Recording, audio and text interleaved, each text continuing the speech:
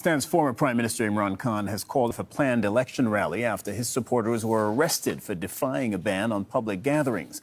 There were confrontations with police officers ahead of Khan's planned election rally in Lahore. Just hours before the event, authorities imposed a ban on all demonstrations for a week.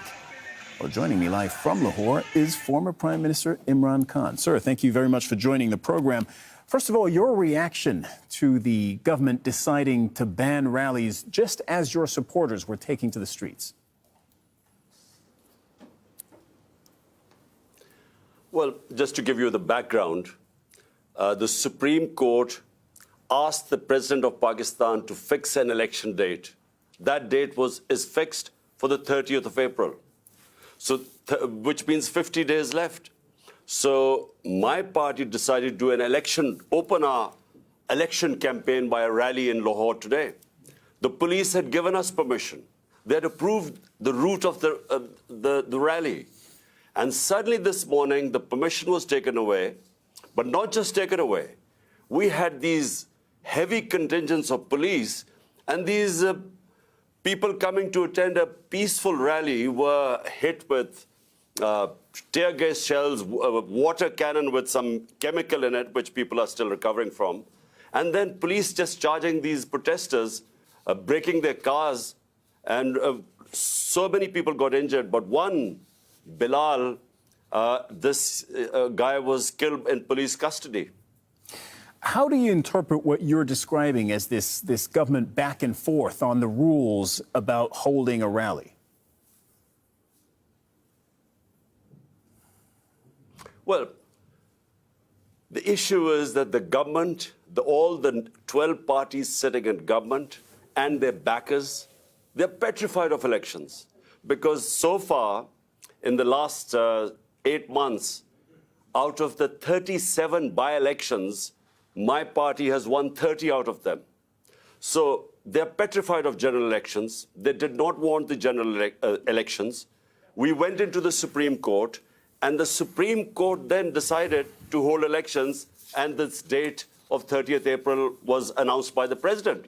So we were just going according to our schedule to start our election campaign. But it is clear that the government does not want election. The parties sitting in the government, they want to get out of the election. So my worry is that the idea was to create a law and order situation today, and we really restrained our workers. We called off the rally because we were scared that there would be people killed, and that would be used as a pretext to get out of the elections. Some might answer that while the government is perhaps afraid of the upcoming elections, you're also afraid of complying with judicial rules. The police did show up at your house in Lahore only a few days ago to arrest you, to compel you to show up in court, and you evaded arrest. Well, let me tell you something. So far, there are 76 cases against me. I'm charged for terrorism, charged for blasphemy, charged for sedition in these 77 cases. And these cases have been made in the last few months. So I've been going from one courtroom to the other. What happened was when I was shot, this assassination attempt on me, for 4 months, my leg wasn't, I had 3 bullets in my leg, so I couldn't go out of my house. So that's when they started, the cases mounted. They wanted to be me appear in courts. And so it's just a question of how do you deal with 77 cases? I mean, how many court appearances do you make? So it is just one other way of getting me out of the way to contest the elections. So they want either to imprison me or to disqualify me because they're scared that my party, thanks to the Almighty, is one of the most popular party in Pakistan's history.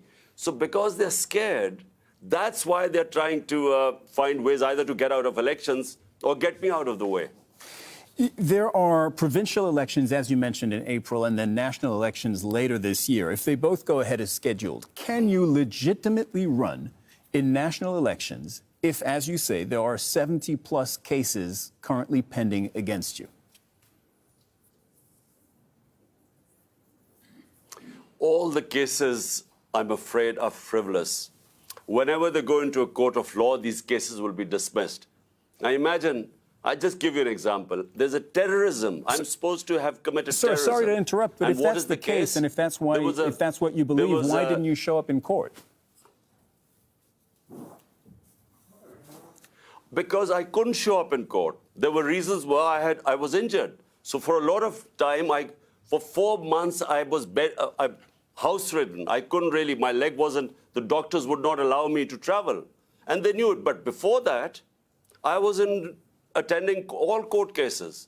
But it's only since I was shot, that's when I didn't attend courts.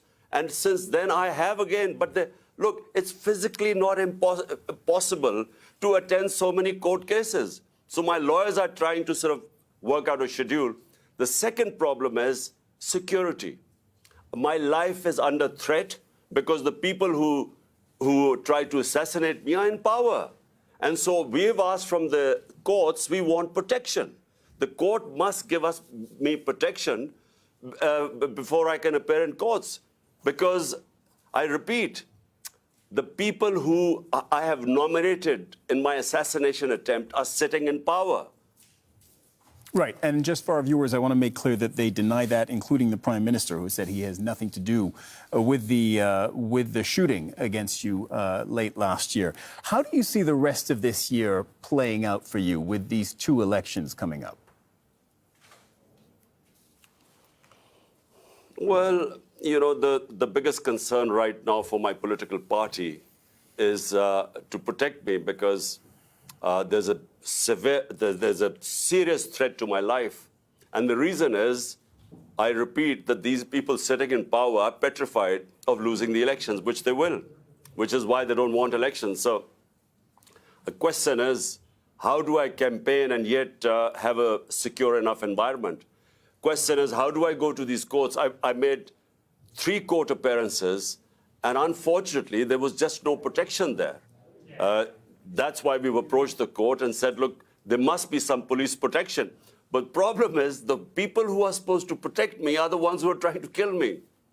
But what's your plan for this year? Is it win elections and then ride it back into office and into power in Islamabad?